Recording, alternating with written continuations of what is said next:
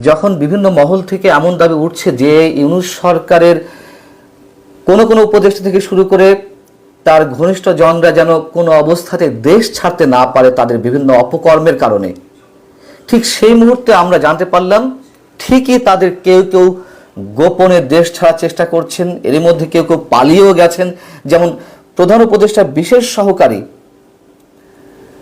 ফয়েজ আহমেদ তৈয়ব, যিনি ডাক, টেলিযোগাযোগ ও তথ্য প্রযুক্তি মন্ত্রণালয় সম্পর্কিত বিশেষ সহকারী হিসেবে কাজ করে আসছিলেন 2025-এর 5 মার্চ থেকে।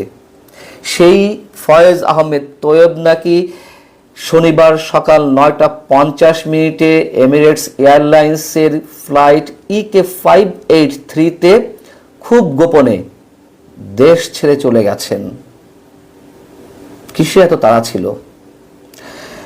এবং তার চূড়ান্ত গন্তব্যস্থল নেদারল্যান্ডস, তার কারণ তিনি নেদারল্যান্ডসের নাগরিক।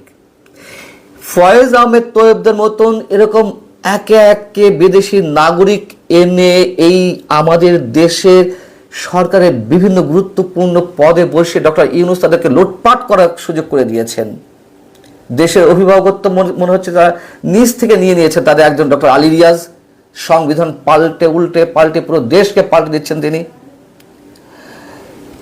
এবং গত 18 মাসে এই সরকারের সময় যে হাজার হাজার কোটি টাকা পাচার হয়েছে কোনো কোনো উপদেষ্টার বিশেষ সহকারীদের মাধ্যমে, ব্যক্তিগত কর্মকর্তাদের মাধ্যমে, এই অভিযোগও তো নতুন কিছু নয়। এবং তার কিছু ধারণা তো আমরা পেতে পারি। টিআই, ট্রান্সপারেন্সি ইন্টারন্যাশনাল, গত 3-4 দিন আগে যে রিপোর্টটি দিল, বৈশ্বিক দুর্নীতি ধারণা সূচক রিপোর্ট, ডক্টর ইফতেখারুজ্জামান যেটি সংবাদ সম্মেলন করে জানালেন আমাদেরকে যে বাংলাদেশ 2024-এর চেয়ে এক ধাপ নিচে নেমেছে দুর্নীতিতে 2025-এ। 2025-এ তো আর আওয়ামী লীগ ক্ষমতায় ছিল না। আওয়ামী লীগের সময় অবশ্যই দুর্নীতি ঘটেছে, হাজার হাজার কোটি টাকা পাচার হয়েছে, তাদের বিচার অবশ্যই আমরা চাই। কিন্তু এই যে কথিত ফ্রেস্তা হয়ে আমাদের উপরে সিন্ধমাতে দৈত্যের মতন ঘাড়ে চেপে বসলেন ডক্টর ইউনূস সহ তার সাঙ্গপাঙ্গরা, তারা কি করলেন নতুন দিনের স্বপ্ন দেখাতে এসে?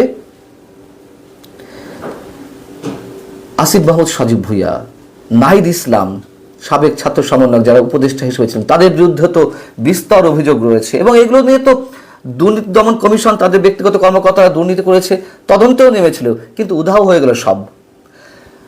1.5 বছর পর এসে উপদেষ্টারা সম্পদের হিসাব বিবরণী দিলেন। 1.5 বছর পর এসে এতটাই উদ্ধার তৎপরতায় ব্যস্ত ছিলেন তারা যে সম্পদের হিসাব তারা জমা দিতে পারেননি।